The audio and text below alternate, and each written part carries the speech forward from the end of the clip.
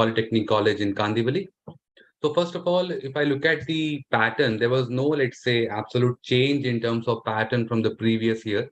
And we have seen three sections. Section A comprises of VA and logical reasoning. Section number B had only 5 questions comprising of DI, one can say. And the section number C comprises of quant question, which are 25 in numbers over here. So no surprises on that particular front over here. Now, few things which are worth, let's say, noticing will be if you read the first, let's say, page when you start the test, before obviously the actual start, the 15 minutes which are given to us, you are going to observe that they have mentioned something about the negative marking.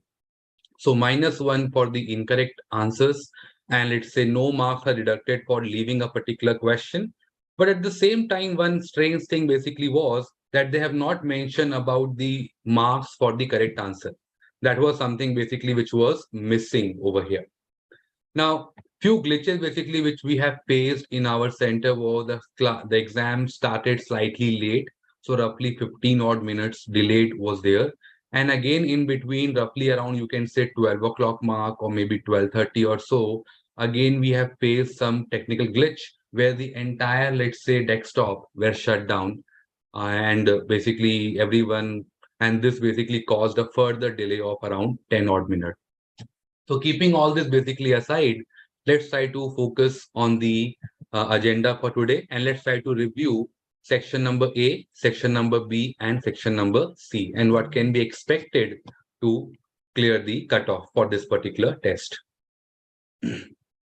So as per the initial feedback which I received from the student, this test basically was on the similar lines compared to the last year PGDBA as well. And we believe, suppose if I look at the verdict as such, again, last year we have talked about a score of, let's say, 100 plus, which can possibly fetch you the call basically for the general category student.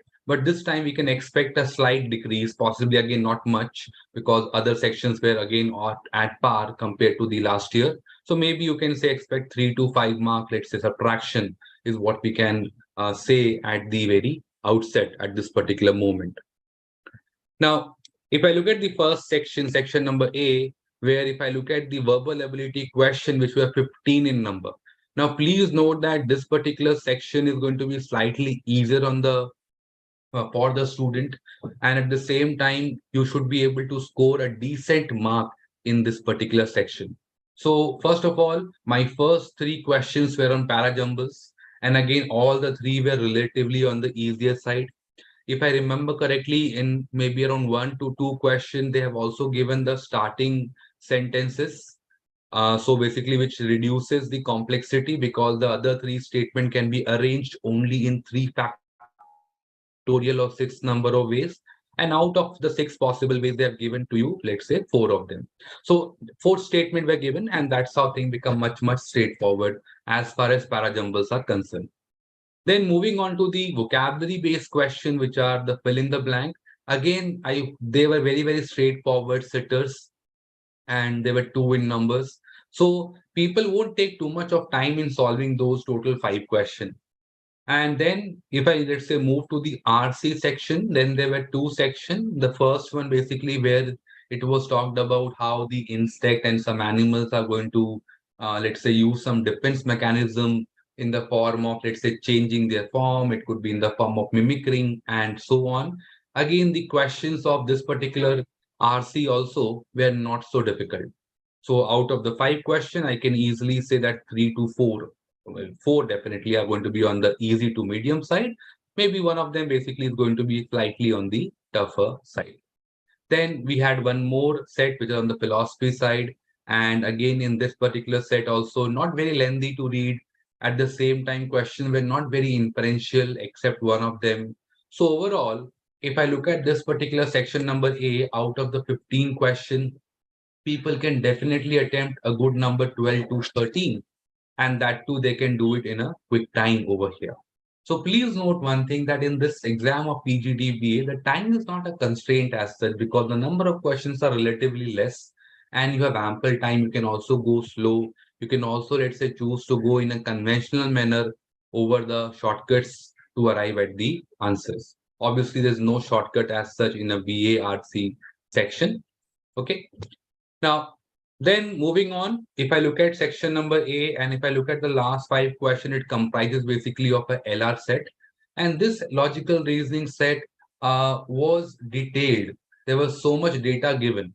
So it was something like there were 5 halls and a person is going to visit hall number 1, 2, 3, 4, 5 in anti-clockwise direction, or he can choose to go from hall 1, 5, 4, 3, 2 in this particular order. Then there were another parameter called the price of the tickets for hall 1, 2, 3, 4, 5, and they're given some sort of relationship between them. Then it was also given the amount spent, and they've also given that the person, let's say A, was at hall number 5 5 minutes before, let's say B reaching hall number 5, something on those lines. Different conditions were given. So your target basically in this particular set was to figure out, first of all, that for which hall how much is the pricing that was given. Again, they have also told to move from one hall to other, you will take, or everyone is going to take a 5-minute timeline. They've also given that how much time each of them spent and in each of the halls. For example, A spent 10 minutes, B spent 15 minutes, C spent 20 minutes, something on those lines. And again, the questions were also relatively straightforward. So because you have solved so many sets of the similar kind in the SimCat, I think people will not going to have a tough time in cracking this particular set. Even if someone goes slow, easily you can manage this particular set around in 15 odd minutes. Again, as I told you, you can afford to go slow. It's not like a CAT exam where you need to take a decision after 5 minutes. But over here, at the end of 15 minutes, I think you will be most likely going to figure out all the questions and the answers. So overall, if I look at section number A over here, VA plus LR, I would expect people, let's say, to score heavily in this particular section because of the relatively higher difficulty in the third section, which is the section number C over here. And that too, a person can achieve this good score in a lesser amount of time. Then moving on to the section number B, which had 5 questions. Now, the main trouble which normally happen in DI is that normally people associate a DI that one set. If I understand, if I crack it, we are going to get 4 to 5 questions. But over here, you had basically 5 individual questions, and they've given you data in different format. Like one of the basically question was tested on the bar graph, where they have given the percentage of, let's say, languages um, in 1991, 2001, and 2011 was given. And there was something which was tested on that particular bar graph. Then you have one on the Gini index, which was about the line graph. And again, they have given the income disparity index, which was given for various country. And again, something which you need to observe, you need to figure out where do you have the largest dip. That means the slope need to be tested, was asked in line graph. Then we had one more on the pie chart as well, which comprises of 4 pie charts, one for urban male, one for urban female, one for rural male, one for rural female. And then we had, let's say, question on that particular data. Moving on, so once we are looking at bar graph, line graph, and 4 pie chart, then basically we had 2 sets, one can say, on the table-based questions. And one table was something on the lines of there is going to be a meeting, or one can say having some number of agendas. And again, the agenda could be resolved, which could be accept or reject. It could also going to be that this could be passed on to the committee for preparatory work and so on. And that particular agenda can also be brought up in the upcoming meeting and so on.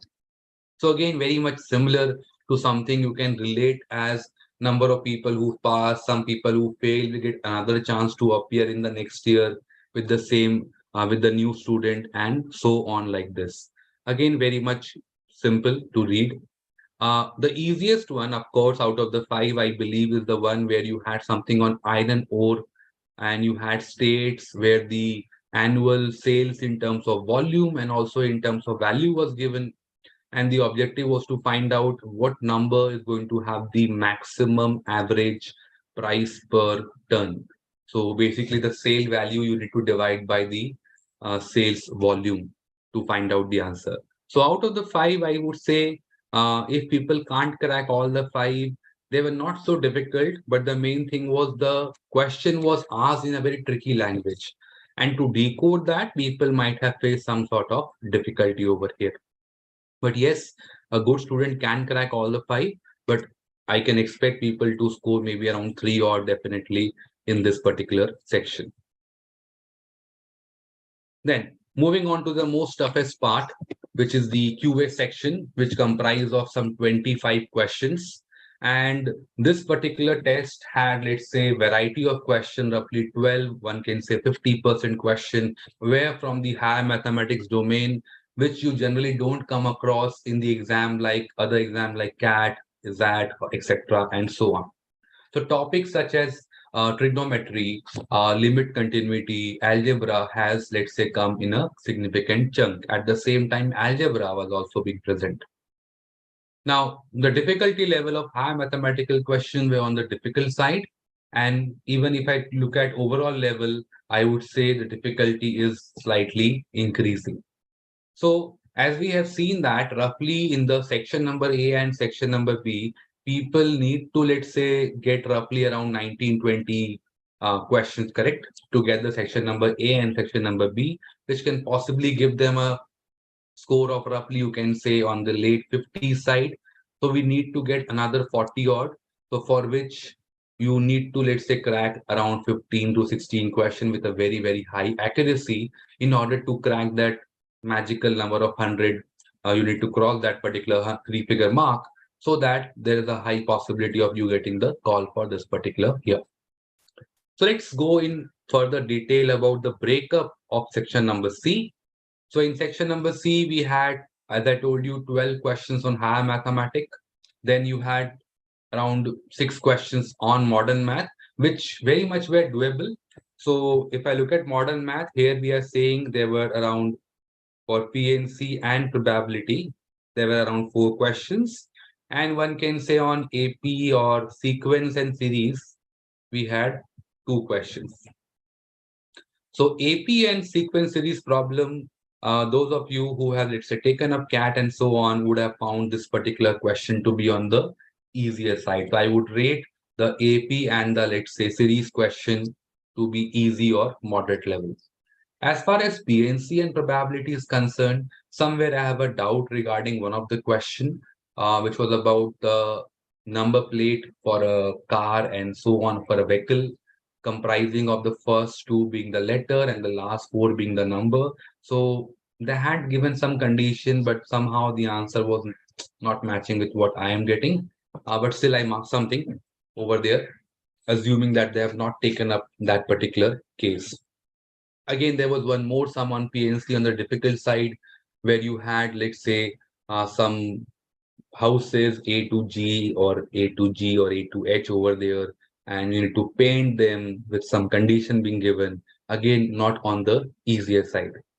So overall, if I look at modern math question on probability, which is also straightforward using geometric probability over the difficult side. Now coming for, let's say, algebra, it has also a mix of easy, medium, and a difficult question. Now, one of the question was slightly very difficult. It was more on the conceptual side, and many of them will find difficult to crack that particular question involving degree 2, polynomial of degree 2, and so on. Again, one question involving lambda was also on the difficult side, but ultimately it tests the skill of finding out the discriminant of that particular function. Coming to trigonometry, definitely this particular question area is going to give some respite to the student, given that one of the easy question belong to, one can say, basically complementary angle, one of the medium question, which was basically on the lines of height and distance, and the difficult one can say, which requires the knowledge or the formula of submultiple angle. So where you had something like sine theta by 2 need to be incorporated. So some multiple angle knowledge basically was required. Even in this particular question, I have used some other ways to crack it as well. And I've used the concept of, let's say, angle bisector theorem also to arrive at the answer. Then there was one more question on coordinate geometry, which asked you about in what particular ratio a given line divide the line joining the 2 points which are given to us.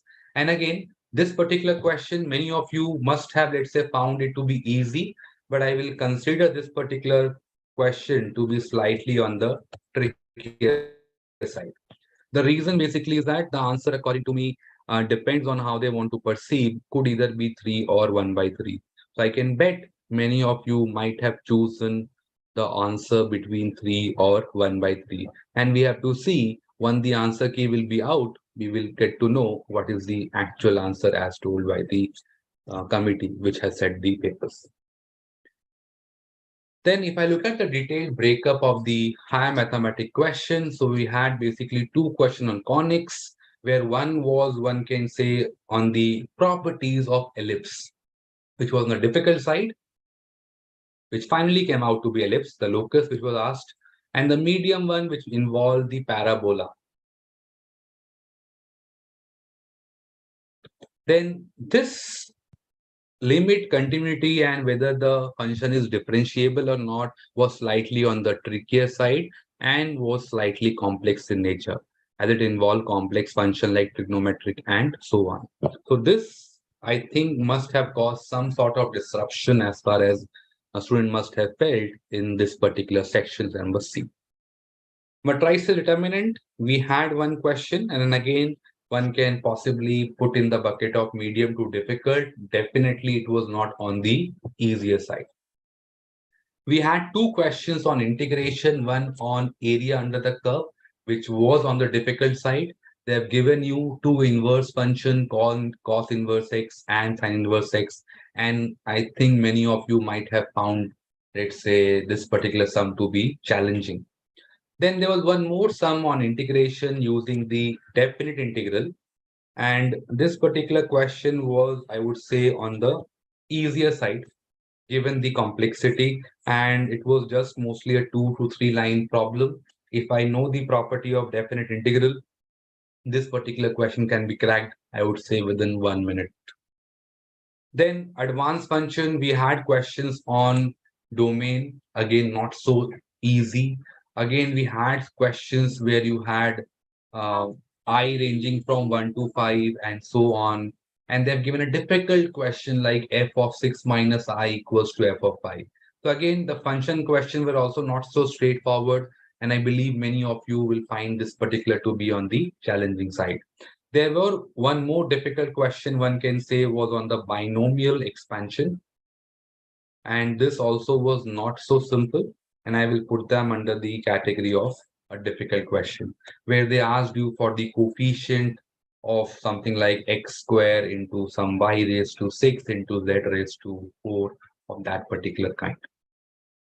So if I look at in terms of, let's say, no change in structure, if I look at the difficulty level, based on what I have seen in the last couple of years, it appears to be nearly same.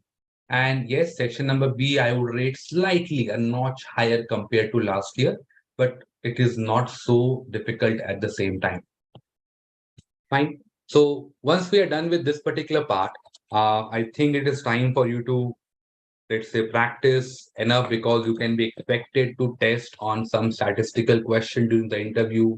You may, let's say, want to revise some of your coding algorithm and so on, which can help you during your, let's say, interview time.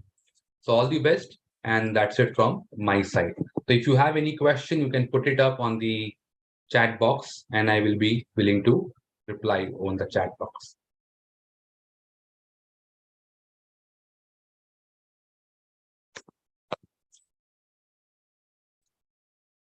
Putin sir, we are talking about the exam called PGDBA, and right now I think I'm not going to answer about DCP program of IMT Ghaziabad.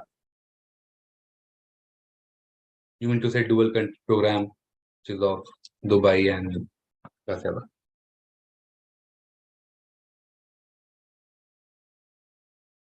All right, that's it from my side.